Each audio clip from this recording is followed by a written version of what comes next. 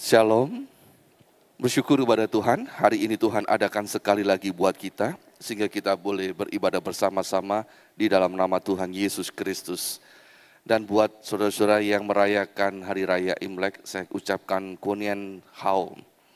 Selamat Tahun Baru Imlek, Tuhan memberkati.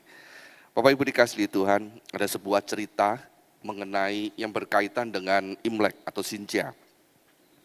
Diceritakan ada seekor monster bernama Nian. Monster ini kepalanya seperti singa, tanduknya tajam di atasnya yang dapat digunakan untuk menyerang mangsanya. Dia hidup di dasar laut hampir sepanjang waktu dan akan pergi ke daratan hanya pada akhir tahun lunar untuk memakan manusia dan ternak. Jadi orang-orang pada waktu itu setiap tahun mereka akan makan lebih awal, kemudian mengunci gerbang ternak-ternak, dan kemudian mereka akan melarikan ke pegunungan yang jauh untuk menghindari supaya tidak dimangsa. Suatu saat ada seorang laki-laki tua berambut perak mendatangi salah seorang penduduk dan berjanji akan mengusir binatang buas itu. Tetapi penduduk itu tidak percaya. Terlalu takut untuk mempercayai, kemudian mereka tetap melarikan diri. Ketika monster Nian itu masuk ke dalam desa itu seperti biasanya, dan mulai monster ini makan binatang-binatang yang ditinggalkan di situ. Nah, tiba-tiba terdengar suara petasan disertai dengan nyala api yang terang. Monster itu kemudian gemetar dan tidak berani melangkah maju. Kemudian lelaki tua itu melangkah maju dengan menggunakan pakaian merah dan membuat binatang itu, monster itu menjadi gila, kemudian ketakutan dan melarikan diri. Setelah itu penduduk pulang ke kampung, mendapati segala sesuatunya tidak seperti biasanya, tetapi jauh lebih baik. Kemudian lelaki tua itu memberitahukan rahasia, memberitahukan senjata rahasia untuk mengalahkan monster itu. Ada 3, yaitu benda berwarna merah, lampu terang, dan petasan. Nah, sejak itu orang Tionghoa katanya merayakan Imlek dengan 3 hal itu. Dan kita melihat memang ada 3 hal ya. Warna merah, itu mungkin tulisan-tulisan yang karakter tulisan yang berkata kadang-kadang ada tulisan itu apa, keberuntungan, dan kadang-kadang terus kemudian kita kan sering bagi angpau ya, atau hongpao. Hongpao itu artinya sebenarnya adalah amplop berwarna merah. Jadi kalau pada waktu Imlek biasanya kita lihat ada hongpao atau angpau yang dibagikan. Itu sebenarnya ada sebuah tanda sukacita saja. Kemudian kita lihat lampu-lampu menjadi terang, rumah-rumah menjadi terang, kampung-kampung menjadi terang, tidak ada yang suram. Dan kemudian ada petasan. Petasan ini menunjukkan ada kemeriahan. Nah, Bapak Ibu dikasihi Tuhan, 3 hal ini dipegang oleh masyarakat Tionghoa dan kemudian dibawa kemanapun mereka berada, sehingga ketika orang-orang Tionghoa itu tersebar di seluruh dunia, mereka akan tetap berusaha untuk merayakan Imlek dengan cara itu. Ada maknanya. Ini sebenarnya adalah makna bagaimana orang-orang Tionghoa menghadapi masalah. Masalah itu terjadi seperti monster yang datang di dalam kehidupan mereka. Dan kalau mereka itu nanti akan melangkahkan tahun baru, kemudian mereka mengingat kepada masalah, mereka akan menjadi pesimis. Mereka tidak akan berkata, aduh, masakan tahun ini akan lebih sukses daripada tahun lalu. Masakan tahun ini akan lebih baik daripada tahun yang lalu. Nah, karena mereka merayakan dengan sukacita, mereka merayakan dengan lampu yang terang. Kemudian mereka berusaha untuk bangkit dari segala sesuatu keterpurukan yang terjadi di masa lampau. Maka mereka berusaha memotivasi dirinya sendiri untuk lebih baik di kemudian hari. Sebenarnya maknanya adalah itu. Hanya saja manusia zaman sekarang hanya terbagi menjadi 2 saja, dalam arti gini.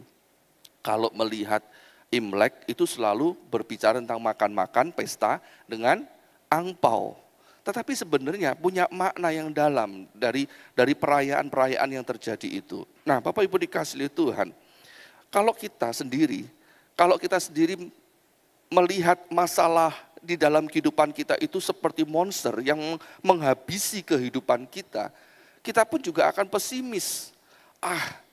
Aku gagal di tahun ini, masakah di tahun yang baru ini akan bisa lebih baik lagi? Di masa lampau ini, di masa yang ini aku nggak bisa berhasil, bisnisku rugi. Apakah aku punya kesempatan untuk lebih baik di masa depan? Kita juga akan menjadi pesimis. Kemudian kalau kita sudah dikuasai oleh rasa pesimis, dikuasai oleh hal-hal yang nggak bisa membuat kita bangkit, maka kita pun akan menyerah di dalam keadaan kita. Ya sudahlah, nasib. Gitu aja kita akan berkata. Kita pun juga tidak akan pernah berusaha, berjuang. Nah, Bapak Ibu dikasihi Tuhan, kita belajar dari peristiwa ini bahwa kita butuh ada sesuatu yang memotivasi kita supaya kita ini tidak tenggelam di dalam keterpurukan, di dalam permasalahan. Tapi yang menjadi sebuah pertanyaan buat kita, siapa yang akan menolong kita? Siapa yang akan menolong kita? Dan firman Tuhan memberitahukan kepada kita bahwa yang menolong kita adalah Tuhan yang menciptakan langit dan bumi. Mazmur 121 ayat 1 sampai yang ke-8. Kita baca ini. Mazmur 121 ayat 1 sampai 8. Nyanyian ziarah. Aku melayangkan mataku ke gunung-gunung. Dari manakah akan datang pertolonganku? Pertolonganku ialah dari Tuhan yang menjadikan langit dan bumi. Ia tak akan membiarkan kakimu goyah. Penjagamu tidak akan terlelap. Sesungguhnya tidak terlelap dan tidak tertidur penjaga Israel. Tuhanlah penjagamu, Tuhanlah naunganmu di sebelah tangan kananmu. Matahari tidak menyakiti engkau pada waktu siang, atau bulan pada waktu malam. Tuhan akan menjaga engkau terhadap segala kecelakaan. Ia akan menjaga nyawamu. Tuhan akan menjaga keluar masukmu dari sekarang sampai selama-lamanya. Bapak Ibu dikasihi Tuhan, ketika kita ini punya masalah, dan masalah itu datang begitu buas di dalam kehidupan kita, begitu keji dalam kehidupan kita, nggak peduli perasaan kita, tidak peduli kalau kita ini sedang bahagia, tidak peduli kalau hari ini kita ini sedang ulang tahun, kita ingin merayakan ulang tahun dengan hari yang bahagia, atau mungkin lagi mau menikah. Nggak peduli, tiba-tiba masalah itu datang dengan buasnya untuk menghancurkan kebahagiaan kita, menghancurkan ketenangan kita. Kemudian kita mencari pertolongan, bahkan kita sampai mencari pertolongan ke gunung-gunung. Kita berpikir gunung yang tinggi itu bisa menolong kita. Mungkin kita datang, pergi ke lautan, kita berpikir lautan itu bisa menolong kita. Tapi Tuhan berkata, penolong kita adalah dari Tuhan yang menciptakan langit dan bumi. Artinya, yang menciptakan gunung-gunung itu. Kalau kita berpikir gunung-gunung itu bisa menolong kita, maka yang menolong kita lebih daripada gunung-gunung itu. Karena yang menciptakan gunung itu sendiri yang menolong kita.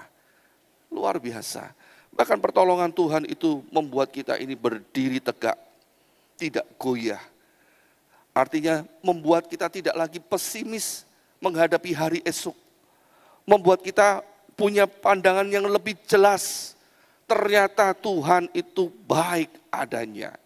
Ternyata Tuhan itu mampu mengatasi segala permasalahan kita.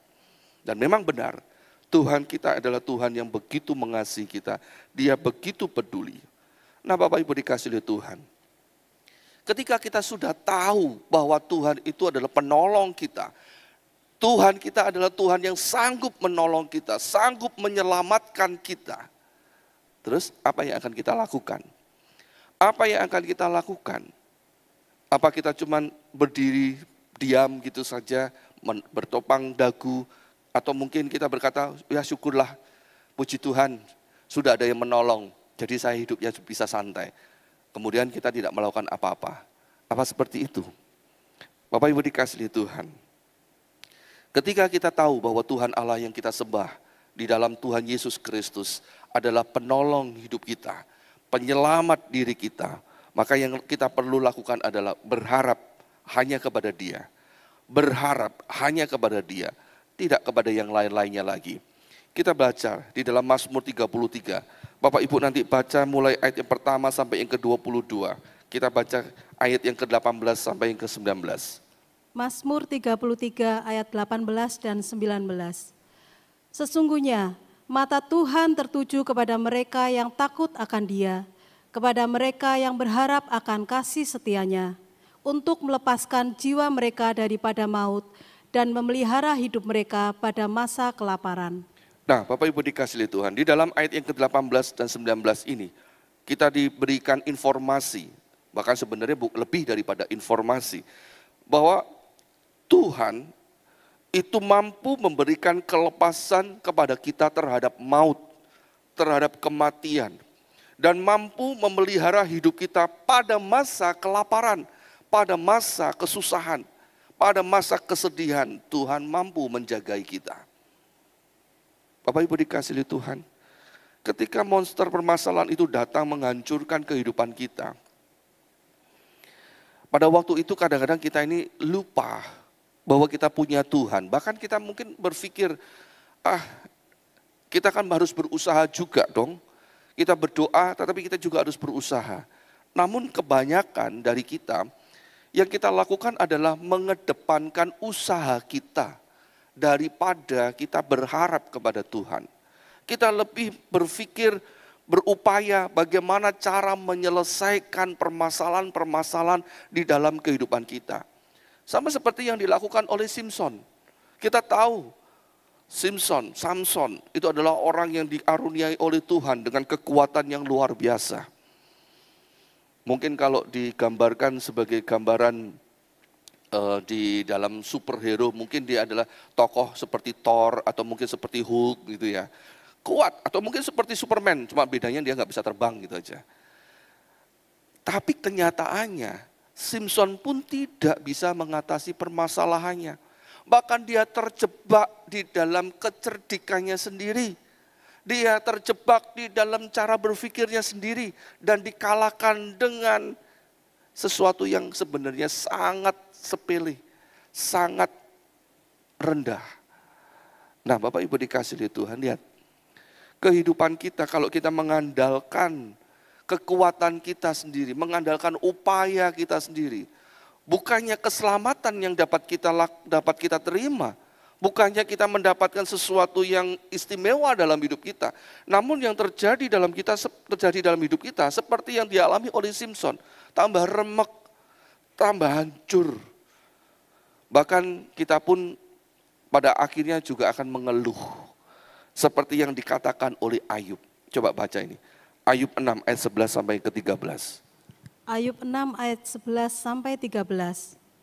Apakah kekuatanku sehingga aku sanggup bertahan? Dan apakah masa depanku sehingga aku harus bersabar? Apakah kekuatanku seperti kekuatan batu? Apakah tubuhku dari tembaga? Bukankah tidak ada lagi pertolongan bagiku dan keselamatan jauh daripadaku? Bapak Ibu dikasihi Tuhan, usaha kita mengatasi permasalahan itu justru membuat kita tertekan. Upaya kita mengalahkan monster-monster permasalahan dalam hidup kita, bukannya kita bisa menaklukkan monster-monster itu, tapi kita yang ditaklukkan. Akhirnya kita makin menderita, kita merasa pesimis, kita mengeluh dalam kehidupan ini, dan kita pun mulai berpikir, siapa yang akan menolong aku? Siapa yang akan menolong aku? Dari mana pertolonganku? Siapa yang peduli kepadaku?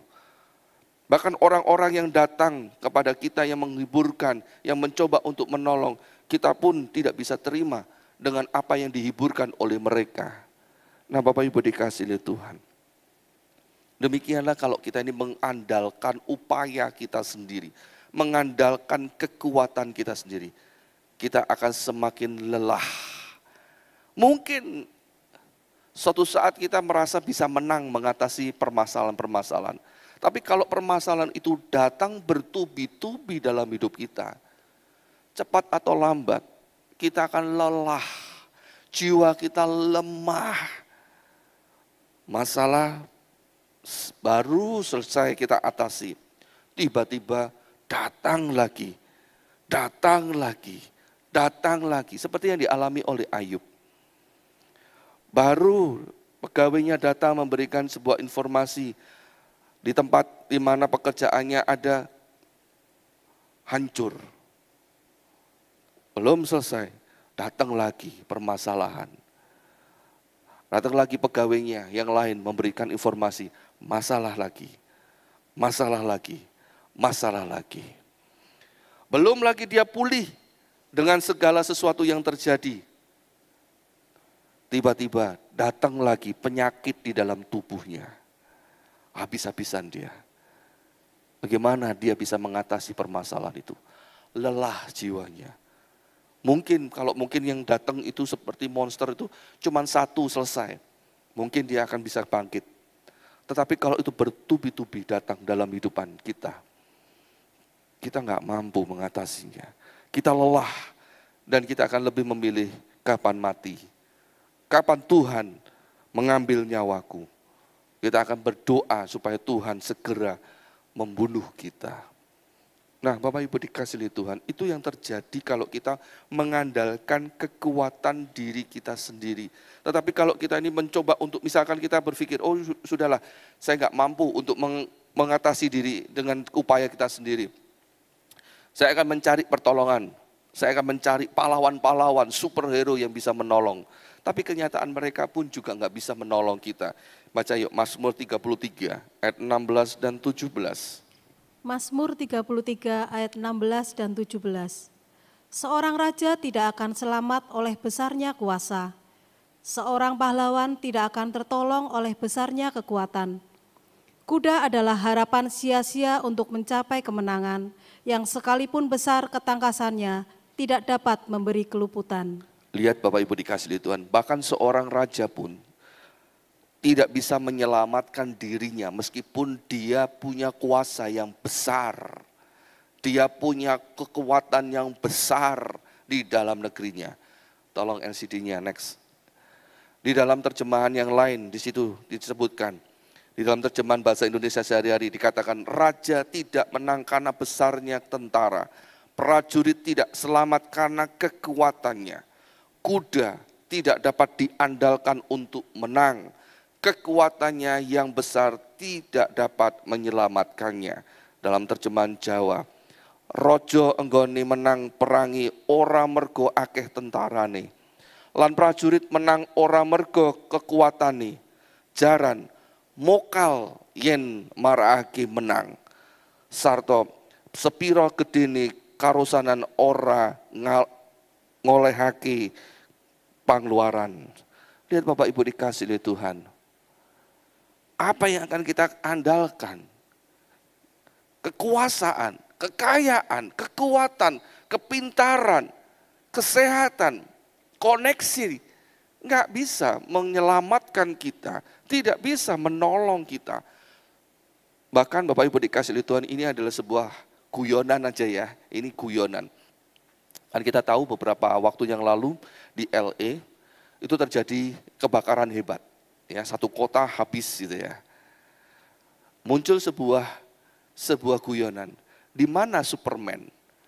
Di mana Thor? Di mana Hulk? Di mana Spider-Man? Di mana pahlawan-pahlawan Amerika itu? Kok tidak membantu menyelamatkan penduduk LA, penduduk Hollywood itu dari bencana kebakaran itu? Nah, Bapak Ibu dikasihi Tuhan, juga demikian di dalam kehidupan kita. Orang-orang yang kita andalkan, segala sesuatu yang kita andalkan, ternyata tidak bisa menolong kita. Apa yang kita harapkan untuk bisa menolong kita, benar-benar tidak bisa menolong kita. Ada sebuah kisah, ada seorang dukun sakti, ya ini ceritanya adalah dukun sakti dan itu ada bukunya, dia namanya Mukendi, ya. Orang ini adalah katanya menurut cerita, dia pada waktu kecil lahir, itu dia disusui oleh seorang putri duyung. Ya. Kemudian dia dibesarkan dengan ilmu-ilmu dan dia bisa berkomunikasi langsung dengan Lucifer. Dia berjumpa langsung dengan Lucifer, dia punya perjanjian khusus dengan Lucifer. Pada suatu saat ada seorang pasangan, sepasang suami istri yang sudah tua, ya, sudah senior, mengundang dia untuk makan bersama di rumahnya. Pada waktu diundang, Mukendi ini sebagai orang yang tidak percaya kepada Tuhan, yang menjadi musuhnya dari Kristus, sebenarnya dia akan mencari orang-orang yang percaya kepada Tuhan, kepada Kristus untuk dihancurkan imannya. Dan dia melihat begini, ketika dia melihat orang yang percaya kepada Kristus, dia melihat orang itu pakai pakaian, seperti pakai jubah, dan kemilauannya bersinar. Tetapi berbeda dengan orang yang tidak percaya kepada Kristus. Kalau orang yang tidak percaya kepada Kristus, dia akan melihat orang-orang itu telanjang. Tidak peduli siapapun, orang itu telanjang. Dan itu yang menjadi pembeda buat dia. Kalau dia melihat orang itu berpakaian, itu pasti percaya kepada Kristus. Dan dia akan mendekati, menjatuhkan imannya, membuat dia jatuh dalam dosa. Targetnya seperti itu. Visi hidupnya seperti itu. Dan dia berjumpa dengan sepasang suami istri yang sudah tua ini. Awalnya ketika dia berjumpa, dia berhasil menjatuhkan mereka berdua. Dan dia melihat pakaiannya itu lenyap. Dan dia melihat orang-orang ini, dua pasangan ini telanjang. Tetapi kemudian ketika dia berjumpa lagi, dia kaget. Loh, kok sudah pakai pakaian lagi? Kok sudah pakai jubah lagi? Dan pada kesempatan pertemuan itu, pasangan suami istri mengundang Mukendi ini untuk datang ke rumahnya untuk makan bersama. Pada waktu dia diundang ini, perasaannya sudah nggak enak. Dia nggak enak, perasaannya nggak enak, dia merasa nggak beres ini. Kok seperti ini? Warning gitu ya. Terus kemudian dia langsung kontak sama si Lucifer, sama iblis. Dia berkata, ini seperti ini gimana? Nggak apa-apa, maju aja terus. Aku akan melindungimu. Wah, keren ya. Iblis berkata begitu, aku akan menjaga kamu, jangan takut. Pada waktu dia masuk ke dalam rumahnya, ke dalam rumah pasangan ini, dan kemudian duduk di tempat makan, tiba-tiba ketika dia duduk, dia merasa seperti ada tali yang mengikat dia dengan keras. Dia nggak bisa bergerak sama sekali. Dia tidak bisa bergerak, dia tidak bisa berbuat apa-apa. Bahkan ketika dia berteriak minta pertolongan kepada Lucifer, Lucifer bisa menjawab tapi tidak bisa menolong apa-apa. Tidak ada pertolongan apa-apa. Dan pada waktu itu, kedua orang tua ini, sepasang suami istri ini, mereka berdoa buat Mukendi. Dan terlepaslah semua ikatan-ikatan belenggu persekutuan dengan Lucifer itu. Terjadi pertobatan. Nah, Bapak Ibu dikasihi Tuhan, bahkan ketika kita ini mencari pertolongan kepada Lucifer, kepada iblis, rajanya setan sekalipun, rajanya setan pun tidak bisa menolong kita. Kekuatannya sangat terbatas. Jadi jangan pernah terbodohi, jangan pernah tertipu oleh kuasa-kuasa kegelapan yang kelihatannya besar. Kuasa-kuasa kegelapan itu seperti bayang-bayang kita ini loh. Bayang-bayang kita ini suatu saat bisa kelihatan panjang dan besar. Pada suatu saat bisa kelihatan kecil tapi hitam pekat. Semu. Sesuatu yang tidak nyata. Walaupun besar tapi nggak nyata. Walaupun hitam pekat, menakutkan, tapi tidak nyata. Nggak bisa menolong kita, tidak bisa menghancurkan hidup kita. Kecuali kalau kita meninggalkan Tuhan. Nah, pada waktu itu kita akan dipermainkan oleh setan. Itu sebabnya jangan pernah mencari pertolongan di luar Tuhan. Rugi kita. Dan sangat bodohlah kita, sebab kita akan dipermainkan oleh setan. Kita akan dipermainkan demikian rupa, bahkan walaupun kita bangga dengan apa yang kita alami, setan pun akan tertawa, mentertawakan kebodohan kita. Dan setan akan senang kalau kita semakin sayang kepada setan. Karena kita akan dibawa masuk ke dalam, bukan ke rumahnya lagi, dibawa masuk ke dalam lautan api, tempat di mana dia nanti akan dihukum, sama-sama dihukum. Nah Bapak Ibu dikasih oleh Tuhan, di dunia ini aja loh ya, ketika kita ini mengalami permasalahan kita sudah gak kuat. Apalagi kita akan dimasukkan ke tempat di mana setan itu dihukum. Mana mampu kita, mana kuat kita. Itu sebabnya ayo cari pertolongan kepada Tuhan. Hanya Tuhanlah satu-satunya penolong kita. Seperti yang dikatakan, diingatkan oleh pemazmur tadi. Bahwa pertolongan kita datang dari Tuhan. Tuhanlah yang menolong kita. Tuhan yang menjadikan langit dan bumi. Itulah pribadi yang menolong kita. Yang kita sembah di dalam nama Tuhan Yesus Kristus. Kepada Dia saja satu-satunya pribadi kita berharap, sepenuhnya kita berharap. Dan ingat Bapak Ibu dikasih oleh Tuhan, permasalahan, monster-monster permasalahan yang datang di dalam hidup kita itu tidak satu. Dan seringkali itu datang bertubi-tubi. Kalau di cerita Imlek, cerita Imlek, monster Nien itu datangnya cuma satu saja, itu pun di akhir tahun. Cuma sehari aja, semalam selesai. Kemudian kita bisa bekerja lagi, kita bisa berbahagia lagi. Tapi kenyataannya enggak demikian. Monster-monster permasalahan itu datang senantiasa bergantian dalam hidup kita. Lelah kalau cuman kita ini ngurusin masalah tok. Bagaimana kita ini bisa hidup damai. Bagaimana kita bisa hidup senang dan tenang. Itu sebabnya Bapak Ibu dikasih oleh Tuhan.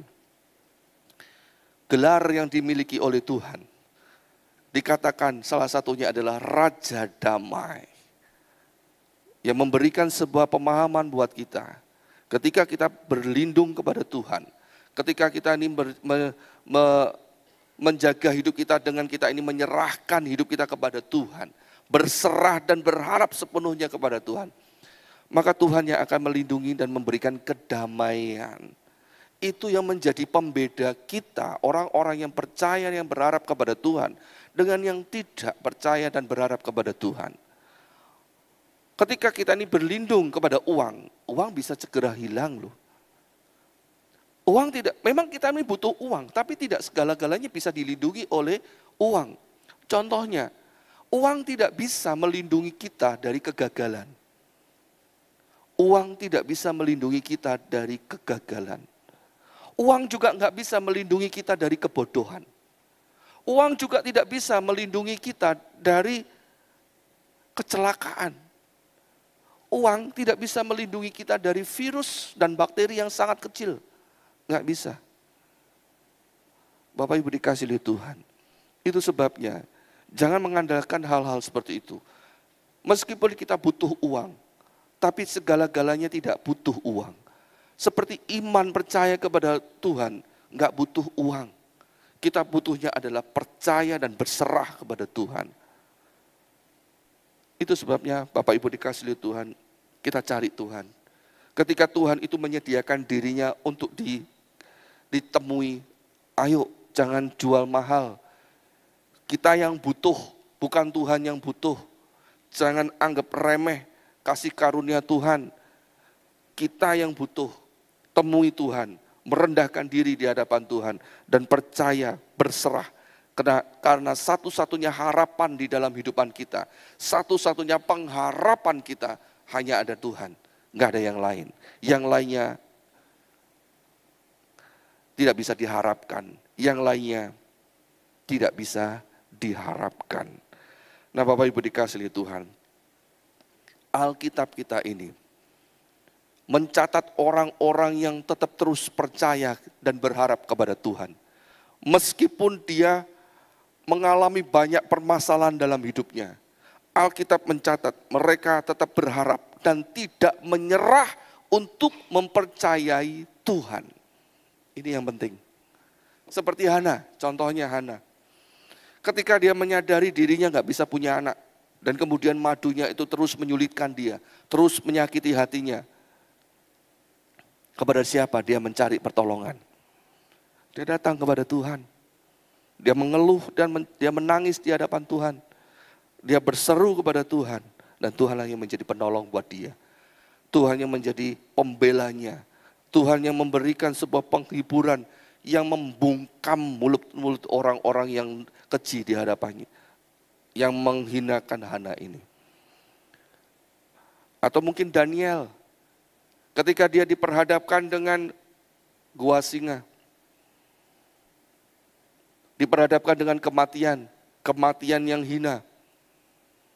Pada waktu itu, dia bercari siapa? Apakah dia mencari pertolongan kepada rajanya? Rajanya sendiri nggak bisa nolong dia.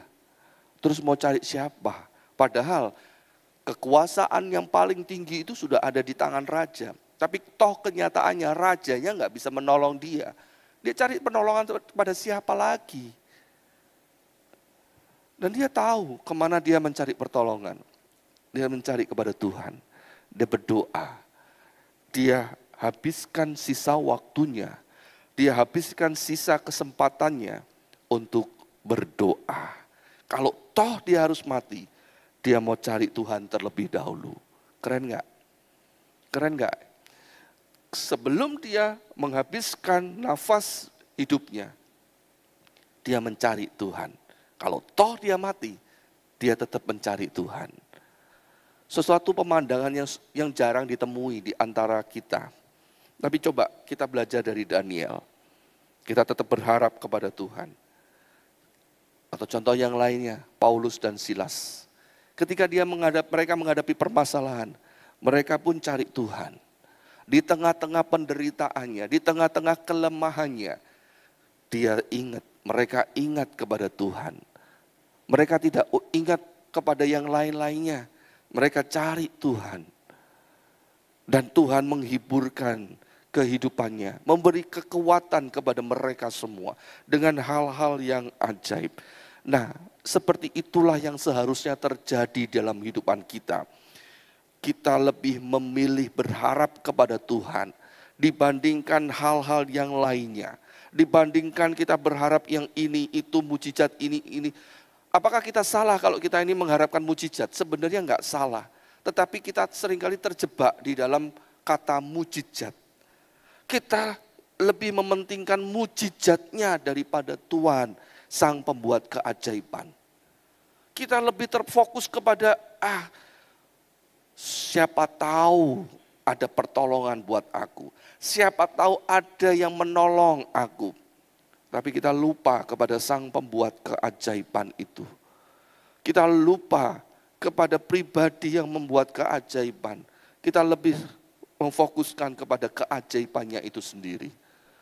Sehingga kita seringkali kecewa ketika kita tidak mendapati diri kita ditolong oleh siapapun juga. Kita kecewa ternyata saudara-saudara seiman tidak peduli pada kita. Kita kecewa ketika saudara-saudara seiman keluarga kita tidak mampu, tidak mau menolong kita. Kita kecewa dan akhirnya kita berkata, wis gak Tuhan-Tuhanan lagi, gak Kristen-Kristenan, gak Kristus-Kristusan. Itu yang membuat kita semakin jatuh di dalam kesengsaraan.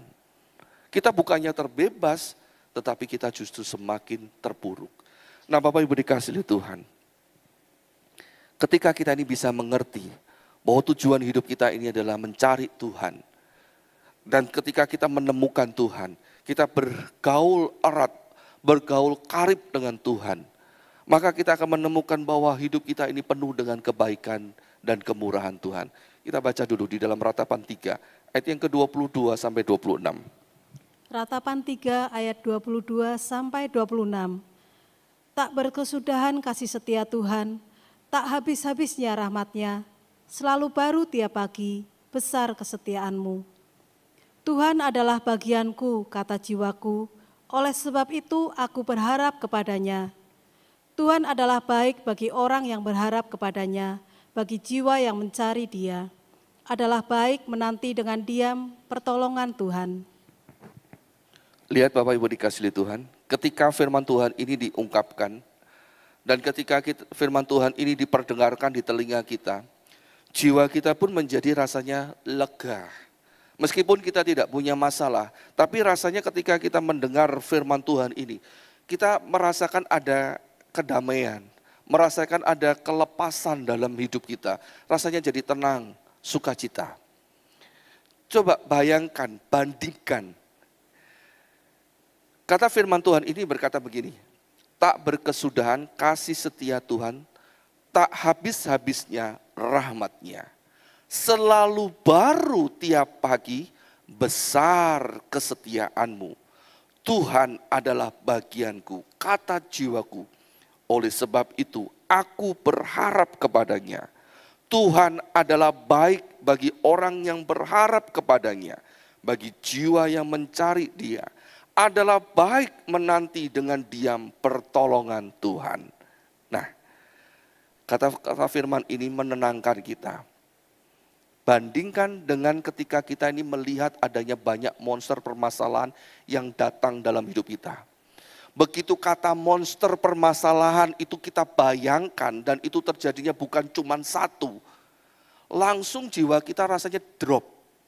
Betul ya? Langsung kita ini berat banget ya hidup ini. Berat banget. Kadang-kadang bukan kita yang mengalami masalah. Orang lain yang mengalami masalah. Mungkin karena kecelakaan, mungkin karena jatuh, mungkin karena sakit, mungkin karena ditinggal oleh kekasihnya, mungkin putus pacar, putus pengharapan, bangkrut dan sebagainya. Orang lain, bukan kita yang mengalami permasalahan itu. Ketika kita ini melihatnya, itu aja sudah mempengaruhi jiwa kita.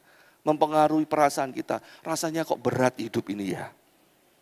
Atau mungkin bukan melihat, bukan terjadi kenyataan. Kita nonton film, drakor, dracin, drain dan sebagainya. Kita nonton itu. Kemudian kita terhanyut. Film kok rasanya masalah aja. Jadi berat perasaan kita. Walaupun itu kita tahu itu fiktif. Itu sesuatu yang gak nyata, gak real. Tapi itu mempengaruhi kejiwaan kita. Nah itu sebabnya seringkali kita ini dianjurkan, ayo baca Alkitab. Ayo berdoa.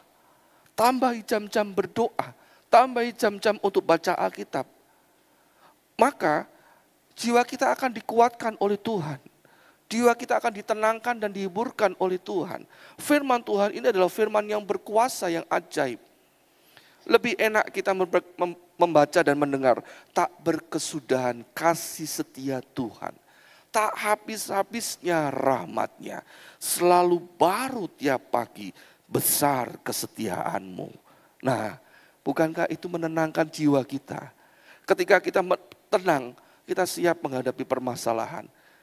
Bahkan kalau kita bisa tenang, kita bisa mengatasi, kita bisa seolah-olah kita diberikan sebuah pemahaman. Oh, cara menyelesaikan itu seperti ini. Oh, ini.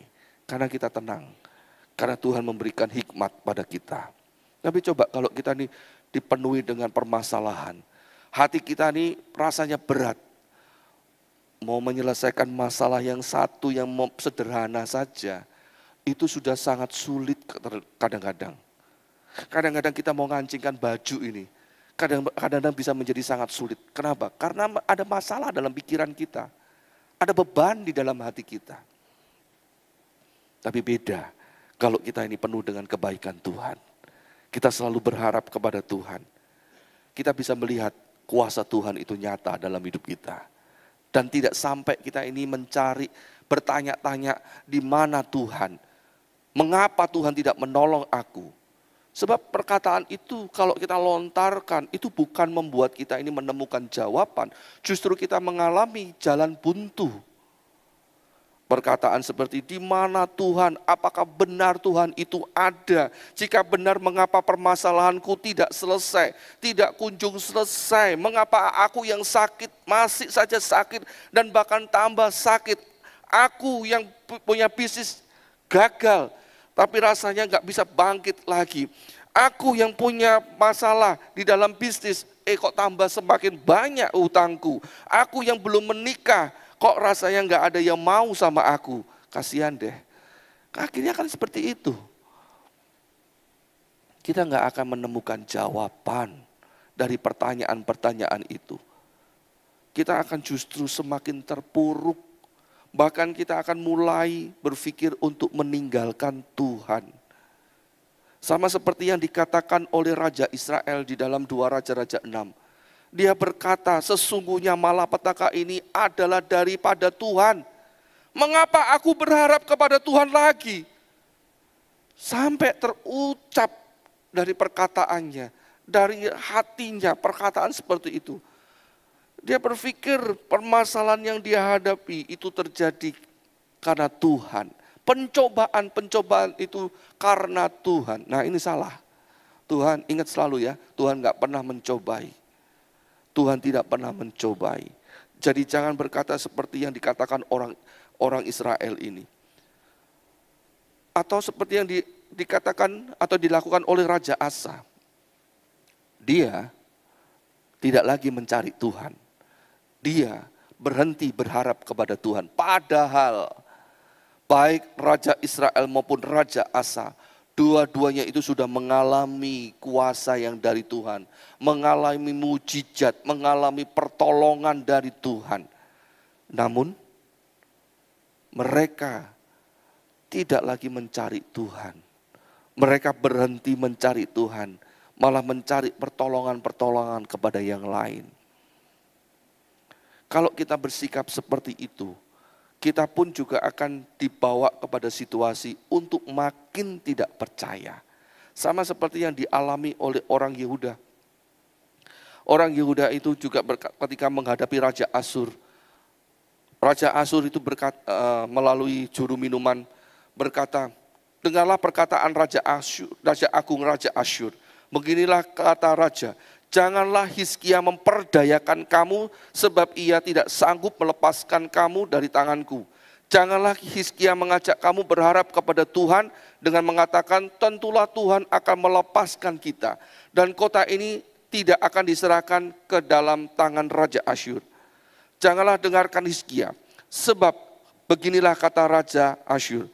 Adakanlah perjanjian penyerahan dengan aku dan datanglah keluar kepadaku, maka setiap orang yang daripadamu akan makan dari pohon anggurnya dan dari pohon aranya serta minum dari sumurnya. Sampai aku datang dan membawa kamu ke suatu negeri seperti negerimu ini, suatu negeri yang bergandum dan berair anggur, suatu negeri yang berroti dan berkebun anggur, suatu negeri yang berpohon zaitun, berminyak dan bermadu.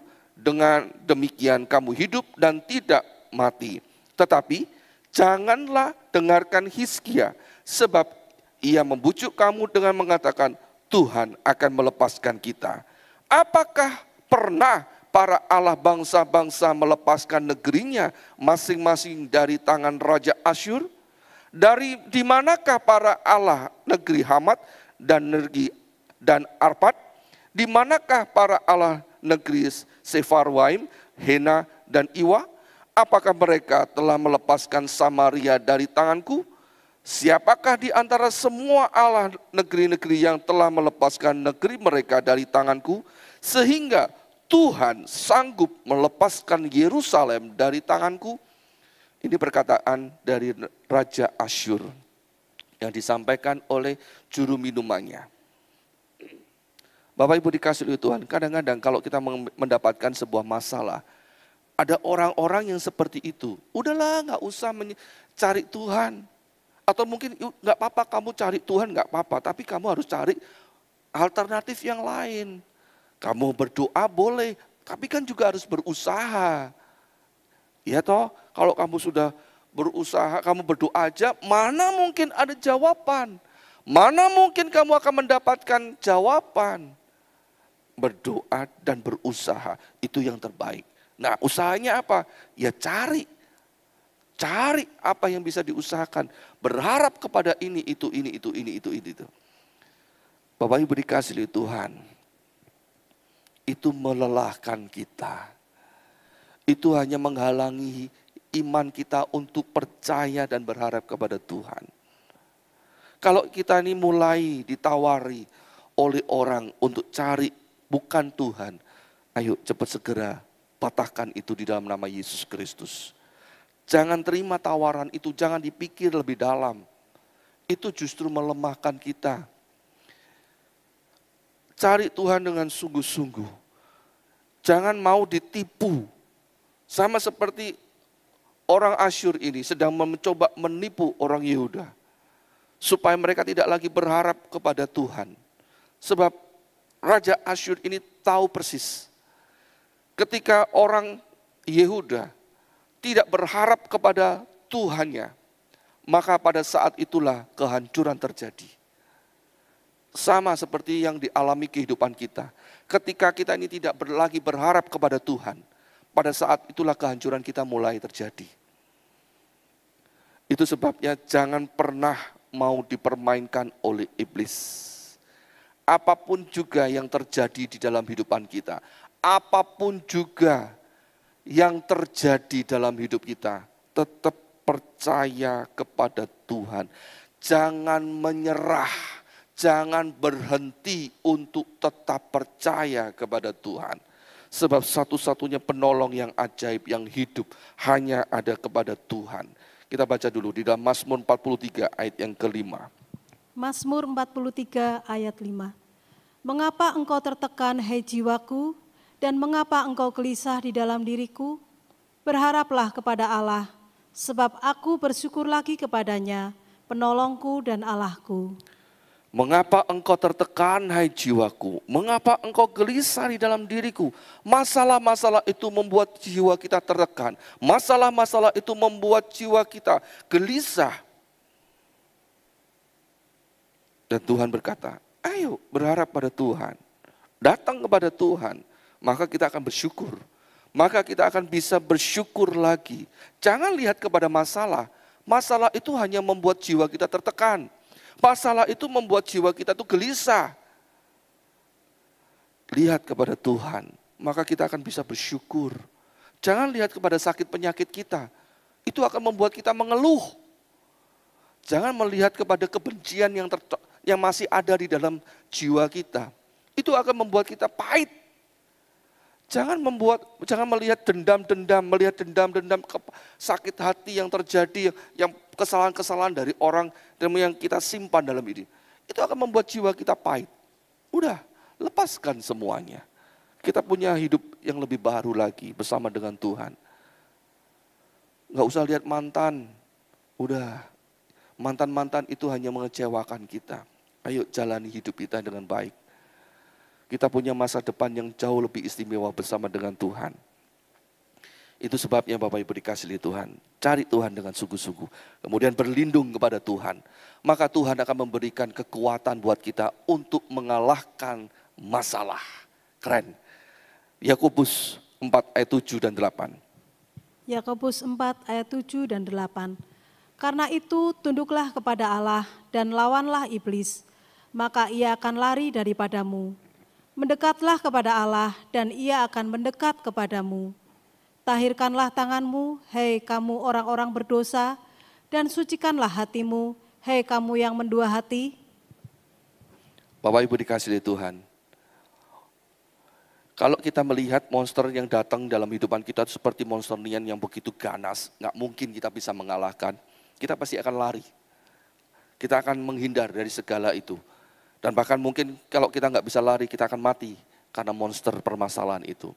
Tapi Bapak Ibu dikasihi Tuhan, kalau kita ini bersama dengan Tuhan, kalau kita ini berlindung kepada Tuhan, Tuhan berikan kekuatan dan keajaibannya untuk mengalahkan semua monster-monster permasalahan itu. Kita nggak akan takut lagi kepada monster-monster itu. Tapi kita akan dengan beraninya menundukkan semua kuasa-kuasa itu di dalam nama Tuhan Yesus Kristus. Dan kita dibuat menjadi pemenang-pemenang. Itu sebabnya Bapak Ibu dikasihi Tuhan, hari ini Tuhan memberikan sebuah kemenangan buat kita. Kita tidak mau hidup di dalam keterpurukan terus menerus. Tapi Tuhan mau memberikan kekuatan supaya kita ini menjadi pemenang, mengalahkan segala masalah kita. Masalah apapun juga yang terjadi dalam hidup kita. Ketakutan-ketakutan apapun yang terjadi di dalam hidup kita.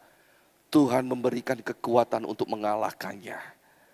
Orang lain nggak bisa mengatasinya, orang lain tidak bisa mengalahkannya, tapi kita bisa sebab Tuhan yang menolong kita, Tuhan pembela kita. Dan ingat Bapak Ibu dikasihi Tuhan, Tuhan itu senang kepada orang-orang yang berharap dan takut kepada Dia. Mazmur 147 ayat yang ke-11. Mazmur 147 ayat 11. Tuhan senang kepada orang-orang yang takut akan Dia, kepada orang-orang yang berharap akan kasih setianya. Haleluya. Tuhan senang kepada orang-orang yang takut akan Dia, kepada orang-orang yang berharap akan kasih setianya. Tuhan senang. Nah Bapak Ibu dikasihi Tuhan, apakah rugi kita tetap percaya dan berharap kepada Tuhan? Tidak ada ruginya sama sekali, justru kita mendapatkan keberuntungan. Itu sebabnya seringkali kami para hamba Tuhan terus menasihati, ayo beribadah bersama di rumah Tuhan, bersama-sama dengan saudara-saudara yang lain. Disitulah kita mendapatkan kekuatan yang baru.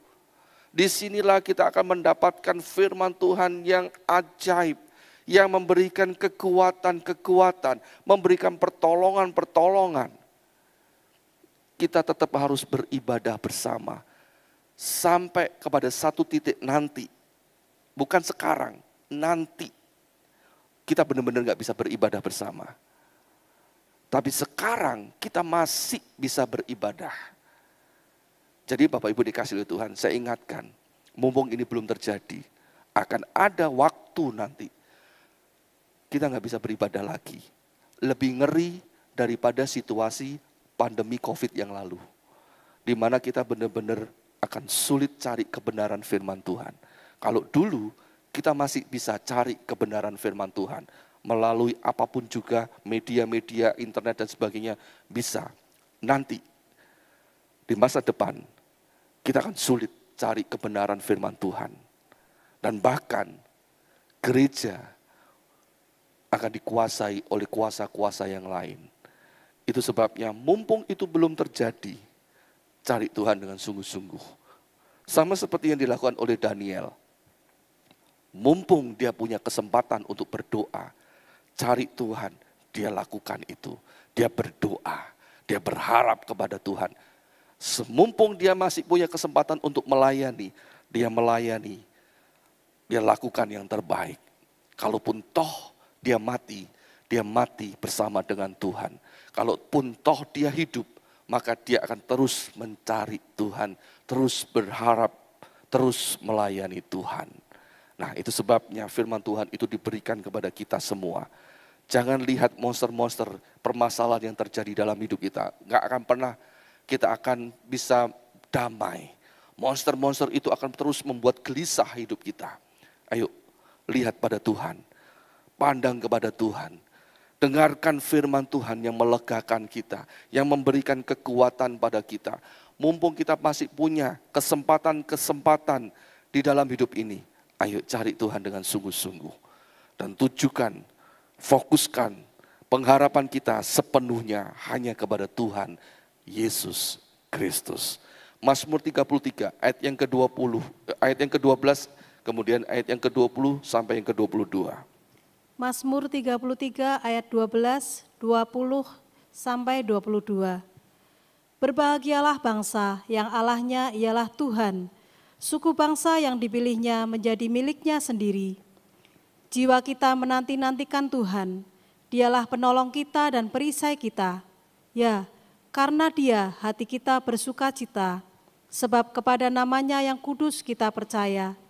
Kasih setiamu ya Tuhan kiranya menyertai kami, seperti kami berharap kepadamu. Haleluya.